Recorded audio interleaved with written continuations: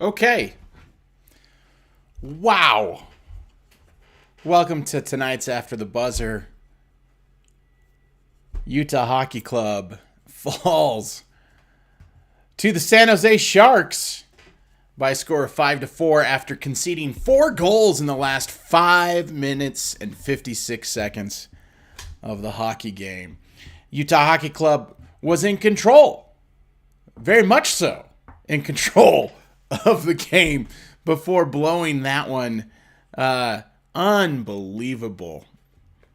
Really an unbelievable result. Shell-shocked by that. My name is Keith Schertz, and I'm here to talk a little bit about how that game happened and what we saw from it, and how there was 55 minutes of things to say that were good about it, and now all that we have left is to do this. So thanks for joining in tonight.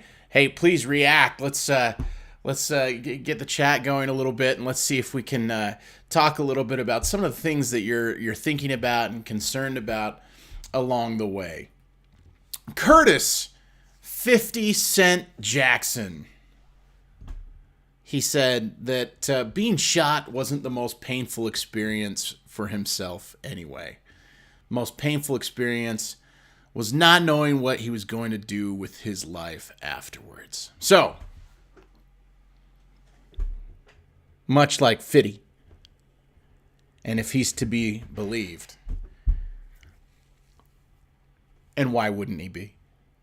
Here we are wondering what to do afterwards. What is next for the Utah Hockey Club? Look, it's not just that they lost tonight and the manner which they lost and who they lost to. Okay, this, to me, this is like, you gotta hope this is Nadir stuff, right? This is the bottom. 4 straight losses, 10 games into the season. We're 1/8 of the way through the year, basically. And through 10 games, the Utah Hockey Club has won 1 game in regulation. A hockey game is 60 minutes long, typically. Can you be better in 60 minutes is really the entire question that everyone asks about your hockey team when you start to play.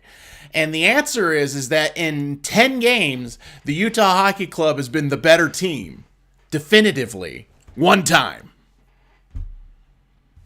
Every other time, it's had to go to 3-on-3, or they've gotten wiped in those games. So, right? What a start. They had such a good start. They scored goals. They played really exciting. Dylan Guenther got thrown in. He was 5 goals in 3 games. I mean, he was doing great. He got his 6th goal tonight. Matias Michelli finally entered the season. It's like he woke up after being one of the worst 5-on-5 players. Tonight, he goes out and gets 2 goals. He doesn't away. Everyone's like, skill. What a skill player. And he scores because he got to areas of the ice that he doesn't normally get to. Pucks are sent down from the point, down low. Michelli gets the puck, and he finds a way to backhand them, get them into the net. He scores 2 goals. He gets on the board. Part of that is I talked about last time we were on, fit for Matias Michelli is really a problem for this team. He really is probably, if you want to get the most of him, he needs to be on the second line. He's not a third liner, Matias Michelli. He's not a fourth liner, Matias Michelli. And when he played on the third and fourth line and he was, shepherding the players that are on third and fourth line for this team, he didn't do much. He was one of the worst 5-on-5 players in the league by every advanced stat. So he moves to the second line. He gets 2 goals. He looks a whole lot better. Yeah, he played better because he was with better players. So, yeah. And then Sergachev, I was happy to see him drive that in. At the end of the second period, they stopped and pulled Mikhail Sergachev, and they're like, hey, Sergey, tell us about that goal, huh? Things got to be feeling good, right? And how about Michelli with 2 goals? And he's like, look, I don't care. We got to win this game. We got to get this thing done. And the announcer, the sideline reporter's like, oh, okay, yeah. But you're up 4-1 right now, Mikhail, right? And you're cruising, and those are the Sharks, and they are not so good. And then suddenly, right? 4:32 left. Fabian Zetterlund. He gets the tip-in goal. Mikhail Granlund. That was a nice goal, by the way, by Granlund. Tyler Toffoli. Off the face-off, he finds a way to sneak it past Connor Ingram's kick pad. And then in the overtime, which, we can get to that, but the overtime, they have the strategy. It's the strategy that makes a lot of sense for them. They throw out, my goodness, 82. My brain is just fried right now. It's like I'm in shell shock. What the heck just happened? Kevin Stenlund, he goes out, he wins the draw, and then he gets his butt off the ice because he's supposed to win the draw, but 3-on-3 is a skill game. They had a nice set. And it led to Nick Schmaltz coming on for Stenlund. Him and Keller and Sergachev are on the ice. And it developed into a nice opportunity, and it just wasn't put on net by Schmaltz. I mean, Schmaltz he's been brutal early in this season. Really brutal. He's got to score. We got to get pucks in the back of the net, Nick Schmaltz. That's like your thing. If you're not scoring, man, there's not, like, it's hard to, they tried him on penalty kill. They tried him in some of those scenarios. He does backtrack and skate hard. He does a good job getting back. I don't know that he's necessarily the greatest at finding where the attack opportunities are and then adjusting to that. But throwing that aside all for a moment, Schmaltz then gets it. The puck goes all the way back down the ice. Schmaltz goes and collects that. I believe it was Granlund is all over him and putting board pressure on him, and he's tired. But the puck goes all the way out. The Sharks recollect. Nick Schmaltz has a chance to get off the ice. He makes a hit. He might have even held a player, but he's right next to the bench. Actually, a Utah Hockey Club player jumped the boards to come in the game. But Schmaltz didn't get off the ice. He was worn out. He was tired. He couldn't keep going, but he didn't get off the ice. So they go back down on the defensive end. Schmaltz is out of position, not once, not twice, but 3 times. And on the 3rd time, as he slowly skates out to try to put pressure onto the puck, Kesselring finds himself in trouble. He hooks, and that leads to the power play in the overtime for the San Jose Sharks. And Alex Wenberg on the rebound scores 4 goals, 5 minutes, 53 seconds, and bang, Utah Hockey Club lose.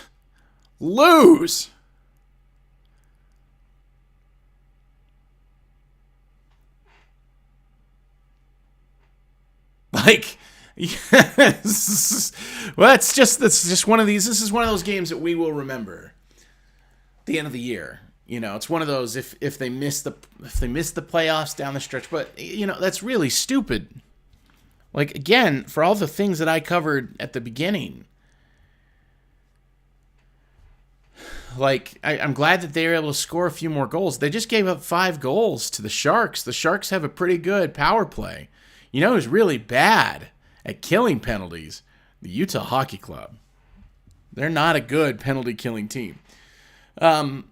So it's a disappointing game, really disappointing game, and it's really surprising to see that happen down the stretch.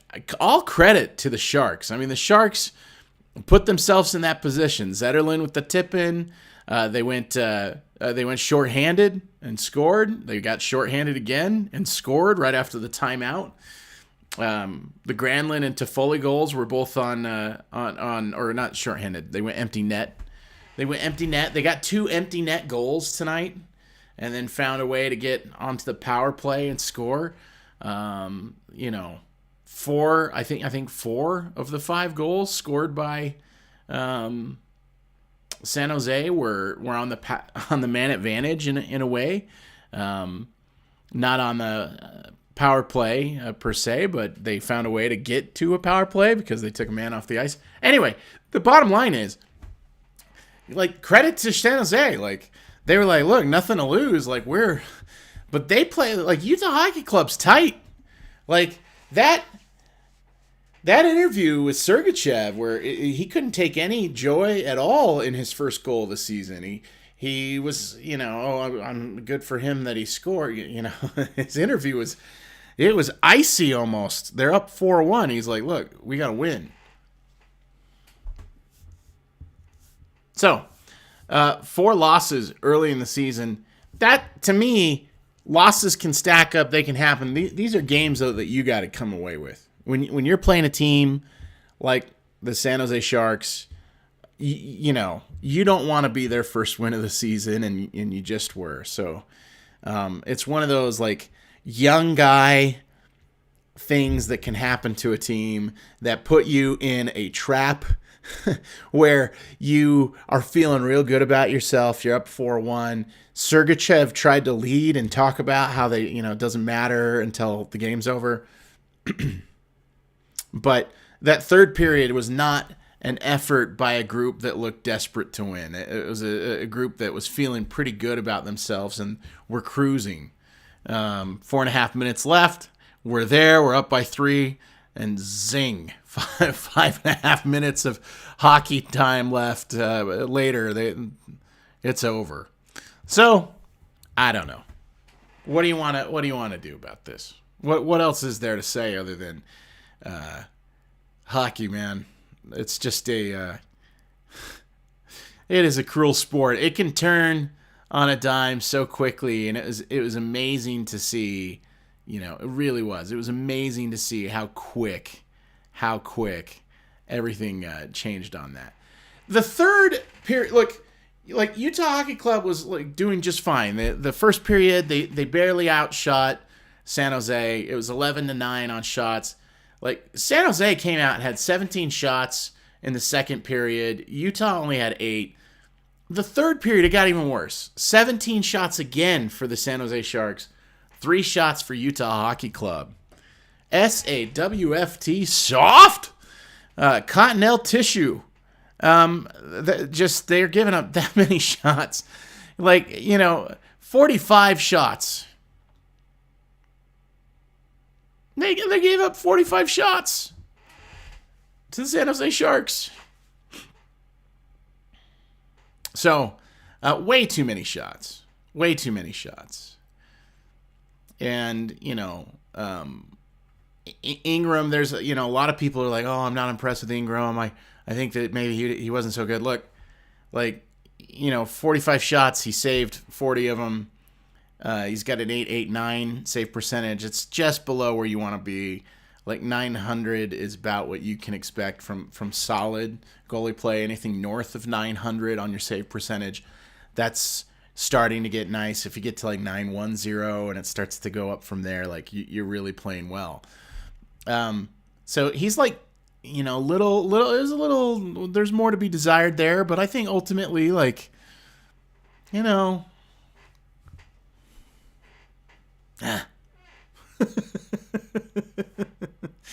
don't know. I mean, look, I thought Connor Ingram played pretty well until the last 5 minutes of the game when he let in 3 goals, and then we went to overtime, and then Nick Schmaltz didn't get off the ice. He didn't play the team game. That led to Kesselring having to make a choice, and he did, and so then he hooked, and power play, and now the Sharks are laughing and smiling in their locker room and having a good time, aren't they?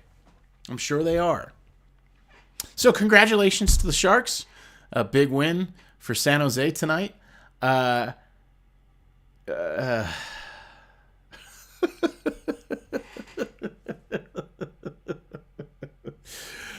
Yeah, it was really a really disappointing effort down the stretch. Again, 17-3, being outshot 17-3 in the third period. Part of that is they were on the move and trying to get things turned around. Utah Hockey Club thought that they had it. Their players were we're settling in, and then suddenly, there's the San Jose Sharks, moving on it. So there's a real problem with this team from a defensive standpoint, and we've talked about it a little bit. John Marino's months away from getting back. Sean Durzi may be out for the season. You're playing Mikhail Sergachev. He's getting like the third most minutes a game this season. Like right now, it's like you're just going to run him into the ground. Like we were worried he was going to be potentially an injury-prone player.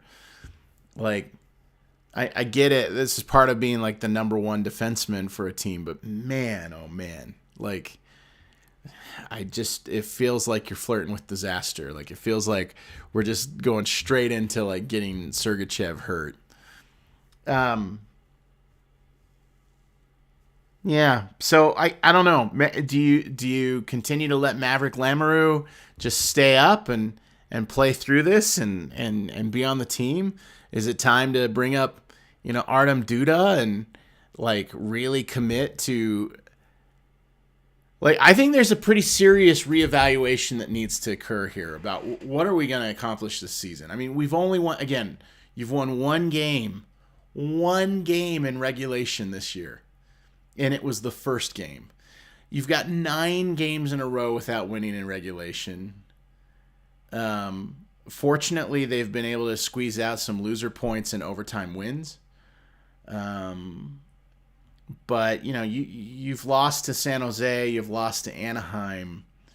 Ottawa might be okay. But man, oh man, like it's gnarly right now. There's got to be things that get better. So, I mean, he's searching for answers in such a huge way by putting, Keller and Gunther and Cooley all together. I think he's really hoping. I think it makes sense to play Gunther and Cooley together all year and see if we can find somebody that fits those two and can be, an asset to help that along. And that line looked a little bit better, and obviously it led to a goal by Gunther. Cooley continues to create some chances, but again, we saw last year that, Cooley was very low on his points. He didn't score a bunch until about halfway through the season, and then the last 40 games it really, really picked up for him. So, all the hockey players are streaky. Every hockey player has an issue from time to time with getting the puck in the net. But in this circumstance, like it was just, it's just a really, really interesting thing. It seems like they're just throwing stuff out there. Bugstad is back. Like he's not gonna fix everything for you. Barrett Hayton now is not, like, he was playing pretty good in the role he was in, and now that he's not been like that 1C and in that spot and kind of doing those things with Keller and Small, it's like he doesn't seem nearly as threatening or as effective a player. Lawson Krause and again, like we talked about, Michelli's been really like actively bad on this team, and it's because he's a playmaker. He's a guy that can go out there and really create for his teammates. But if he's on a line with Kerfoot and Stenlin on the fourth line, or if he's playing with Stenlin and Michael Carcone or Liam O'Brien, who, by the way, I mean, come on.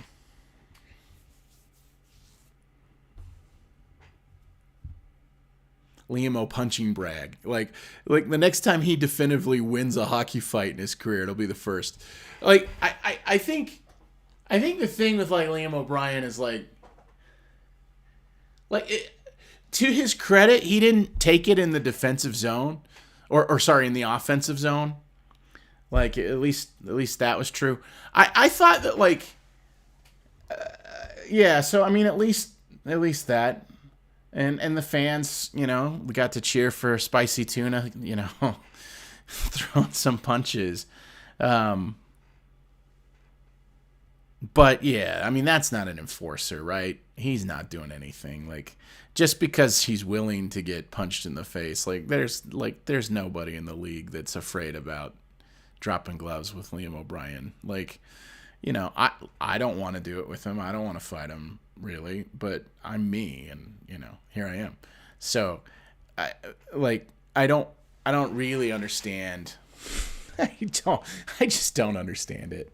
That one, it doesn't like if he was awesome at the forecheck, or if he really helped you get out on a breakout, or he had some utility as it related to other things. Like we saw, the other day I was watching like the Minnesota Wild, and the Minnesota Wilds got Marcus Foligno. And Foligno's their fighter, right? He's a tough dude. And, gets in a lot of fights and patrols out there. But he also scores some goals. He also creates some things along the way. He also does something other than just go to the box. Like, I continue to be baffled by that contract extension in the offseason, other than, he cut a good promo.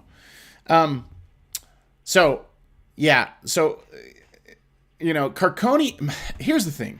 They're trying to decide between Kyler Yamamoto, Michael Carconi, and Liam O'Brien. And so those are the three guys, and two of them are going to be healthy scratches. And my feeling is that the guy that you'd want is Carconi's had 20 goals in a season. Like, I know he wasn't super effective in the 3 games he got, but like he can generate something for you. Yamamoto is as if none of your other guys are skating very hard or are working very hard out there. Like, I guess you can go with Yamamoto to create some energy for you. Liam O'Brien is genuinely, I'm not sure what that's supposed to do for you. I'm not sure what that's supposed to do for you. It's not intimidating. Nobody's afraid of it. If he's just like an all-time hang, then cool. That's great. And if he's important for the culture, and so you got to keep a guy like that around for the culture, then your culture must not be super rock solid great, right? So I don't know. But it's a scary time for the Utah Hockey Club. They've got some genuine, problems. They played a little bit better. They struggle with the LA Kings. That was the Ottawa game, not great. Obviously the Colorado Avalanche game was not a strong showing. And tonight there was a lot of they're just driving the puck to the net. They're just getting the puck to the net, and they're trying to score hard-working goals. And it worked for Matias Maccelli, so that's good. I'm glad Matias Maccelli got a couple goals and was able to get on the board and have a couple goals. And I'm glad that Sergachev got a puck to go in the net. That was good. But I just, this team's approach to being able to score goals is so predicated on just talent and having a moment of brilliance where you're able to find a shot and snipe it in. And teams have gotten the idea that the Utah Hockey Club's going to really skate, so they're doing more to cheat back and to make sure that they're not going to try to score on the rush. And even when they have opportunities on the rush, we continue to see players stopping to cycle back, to do it. They mentioned twice tonight during the broadcast for the Utah Hockey Club that, Clayton Keller has over a minute of puck possession in the offensive zone per game. 66 seconds per game is what he's averaging in offensive zone puck possession. And I love having possession, and I love having it in the offensive zone, and I love having it on Clayton Keller's stick. But I also think that so much of that, is because he's not shooting on the rush. He's turning around, and he's not trying. he carries the puck. He doesn't try to get the cross seam pass on the rush. He's busy cycling back through and trying to work the puck around. It's not stuff for me. Like that stat, as impressive as it may be, 66 seconds a game with possession of the puck in the offensive zone on average. That's great. But like, and he scored a few goals, but like, like, you know, if I was defending, you know what I'd love to see? I'd love to see Clayton Keller not lowering his shoulder and wristing something to the net, but instead, you know, shuffling it back and forth, circling around, going out away from the net to the boards so that he can then skate all the way back to the blue line. Like, great. Like, make my life easier. Thank you, please. And he does it, you know, kind of slowly. So then everybody else gets to set up and your defense gets set. Like, I know that Clayton Keller is a dangerous player who can score a lot of goals and get a lot of things done. But when I'm watching those things and I'm seeing that, those are why I'm worried that he is a good stats, bad team guy.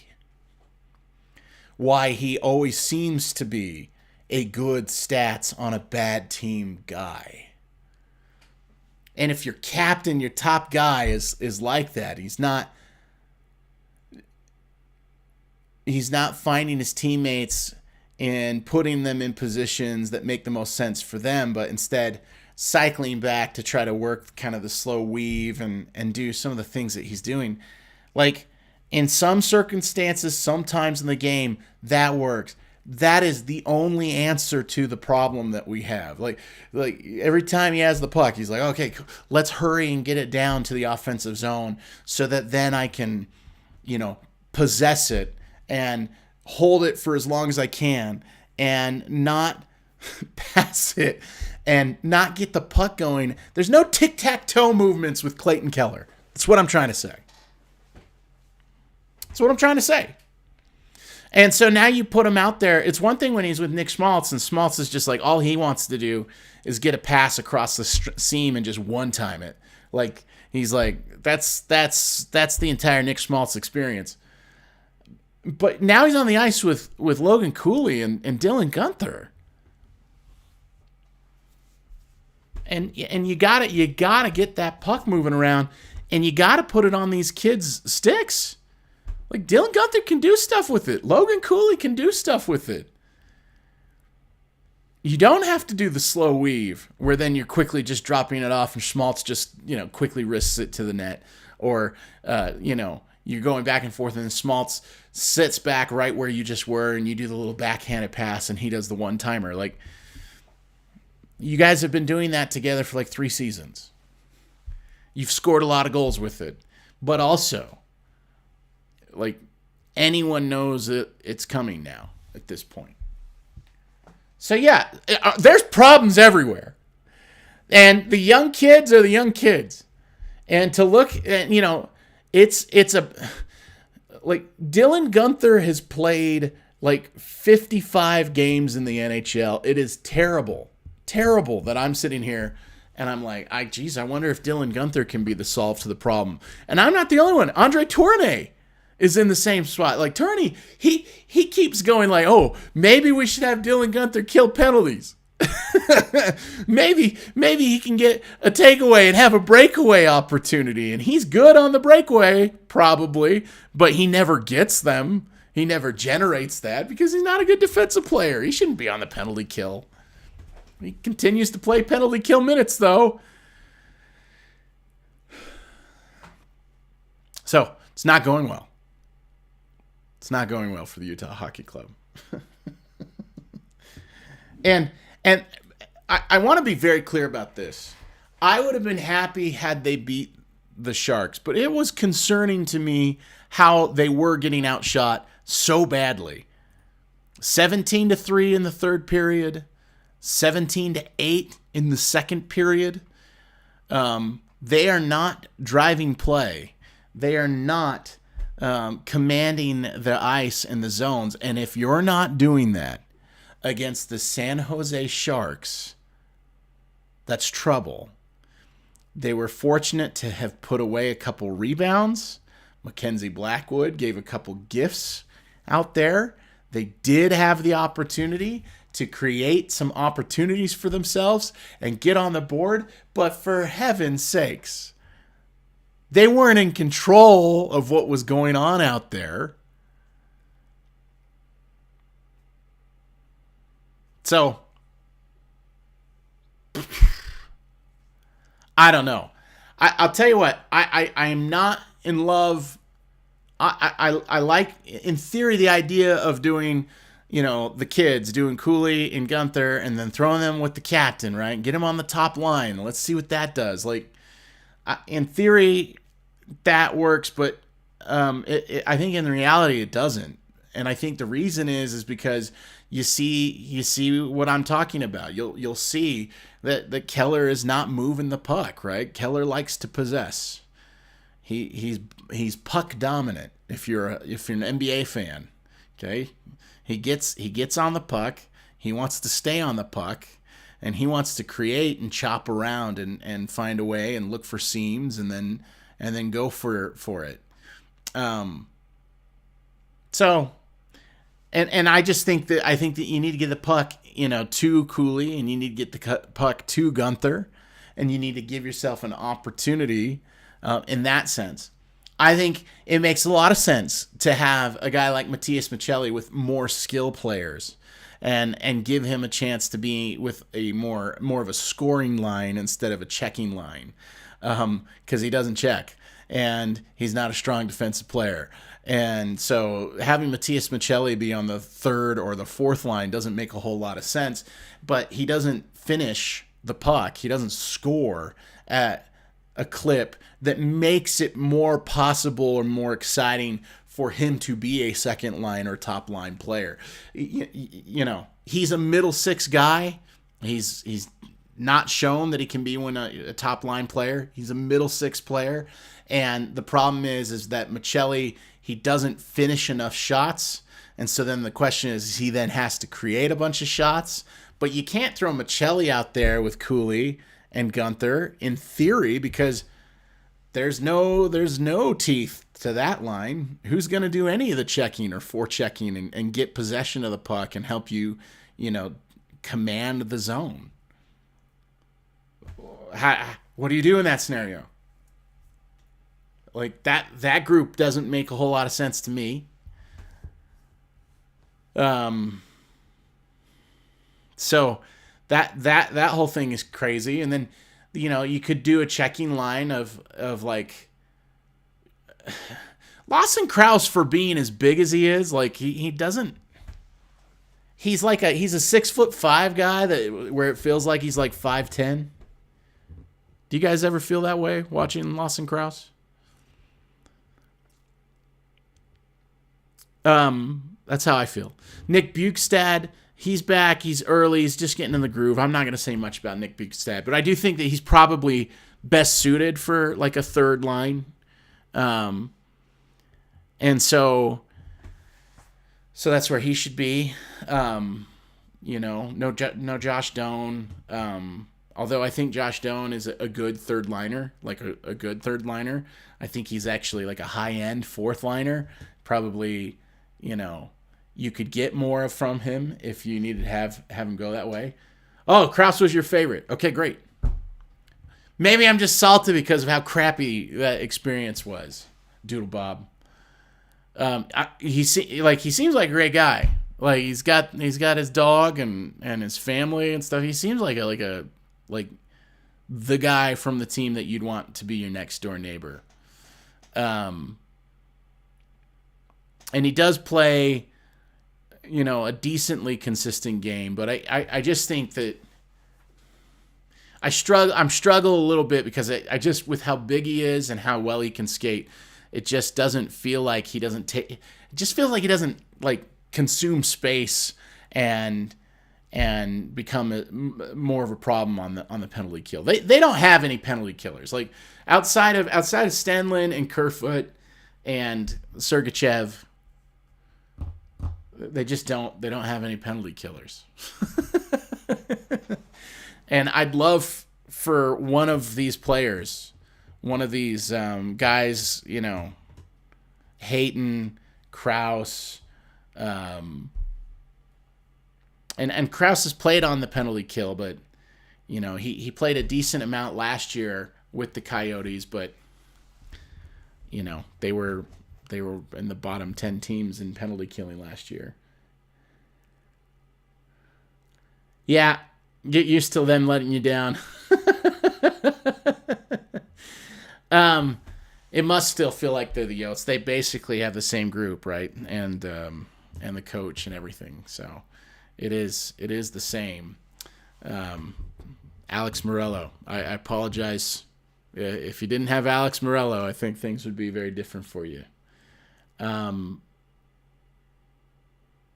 Yeah. No, look, it's a lot of like young, high-end talent that are all first-rounders, basically, and that's exciting, and yet that consistency, and I know that that's the last thing that players come to, is the last thing they get is consistency in this game, but oh man, 5.5 minutes of just absolute meltdown, So, and I yeah, when you give up 2 empty net goals, you give up the power play goal, the tip in, that was a good goal, but I just think that stretch where they scored the 4 goals in that 5.5 minutes, that has got to be. That'll be one of the things that Utah fans will remember for sure come the end of the season when points are so precious. But yeah. Yeah, I think you'll get hockey back too. The question, of course, is all the stuff that was there before. But yeah, hopefully, I know that they made that arrangement where Morello would get like the first rights of refusal. But hopefully Alex Morello doesn't win that first. But I think the NHL didn't. I think I saw that the NHL is under obligation. Are they not? To try to sell an expansion franchise to Alex Morello first. So anyway, I would not hate it if Arizona got a team back, and then obviously the rivalry would be on, I think, pretty seriously at that point. Not very many Cleveland Brown fans that like the Baltimore Ravens. Let's put it that way. So anyway, that was a painful one. But it leads to the questions. Is what do you do about the blue line with Dursey out for maybe the rest of the year, with Marino not coming back until next year. Won't be January or February until we see John Marino. It's like Ian Cole. It really can't be the case that Robert Bortuzzo is going to play like 70 plus games this year. Like that's not. He was brought in to be a 7. But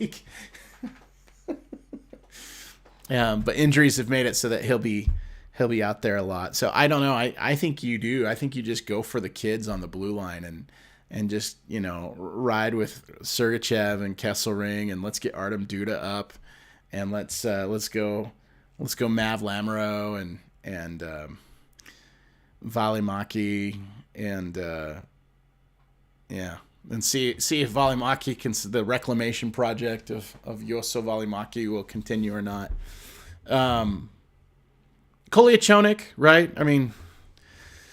Yeah. So anyway, that group played fine. I thought Ingram played fine in the sense that, I actually thought Ingram played well. I actually think the blue line did not play. I mean, they played fine in the sense of the freaked out, insecure, neurotic, and emotional, I believe. But I do think that they gave up way too many shots.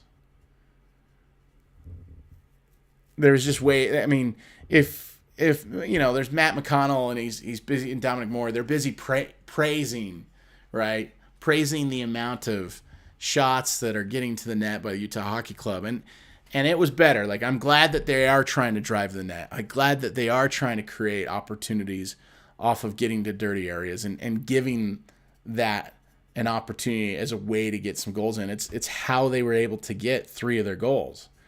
Like, 3 of their goals were scored by virtue of kind of some puck luck, rebound, get on it, and score, getting to those areas. It wasn't just setting up a sick, saucer pass across the Royal Road onto this tape with the one time, it wasn't that stuff. It was more hard-working goals, and, the great teams have all the skill and can do the amazing goal and get you the goal by merit of like an awesome shot, but they also just consistently get to those tough areas. It's what you saw from Florida last year. You see when Edmonton is playing well, it's what they can do. It's one of the things that you're definitely going to see from Colorado all season long. And if the kids want to take the step forward, they got to find a way to figure out how to generate goals with some physicality as well. And so Michelli, he got in there. He got a couple goals. I'd love to see Logan Cooley finally get on the score sheet by just getting to some of those tough areas. So many. I think Cooley probably could have scored a couple of the times where Gunther did score. His driving the net actually has been what's creating some of the space for Dylan Gunther on some of his goals. Tonight, that was the case. Cooley was driving the net really, really hard, and it made it so that Blackwood, couldn't cheat over to, that side of the net and take away space as much as he wanted to. So it's all kind of get together, and hopefully some of those things will come up. But man, oh man, oh man, oh man, oh man, oh man. That sucked. That sucked!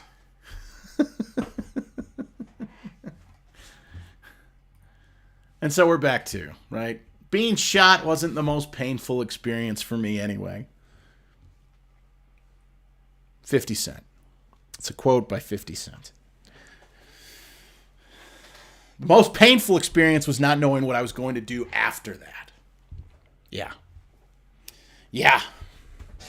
What's going to happen next? I don't know. But I hope that you will continue to come back and enjoy having some of the pain with me. Doodle Bob, thanks for coming in. As a former Yotes fan, it's cool that you can stomach watching a jerk like me talk on this channel. And just weigh in and be emotional about things from time to time and give some insights about where they are. Appreciate everyone for taking the time to spend a few minutes with us, and those of you that will listen to this later. We will we'll be back. What's next for the Utah Hockey Club? Leave that in the comments. Let's make sure that we're subscribing. Give a little thumbs up to the stream. It just helps people find out that we're here and that we're fun to hang out with. I think that's the next big thing. On Wednesday, the Utah Hockey Club will be taking on the Calgary Flames in what will be an interesting environment in the Delta Center. There is a huge amount of Calgary Flames crossover with the Salt Lake Wasatch front, and I think there's going to be a ton of Flames fans there. And Jonathan Huberdeau off to a good start this season. The Flames are playing some really good hockey. And it's kind of the wrong time of the year to be catching the Flames, but we're catching them now. And so that'll be a tough game, but we'll be here after the buzzer, after they play the Calgary Flames. Until next time, I hope all of you have a terrific evening, and we'll see you real soon.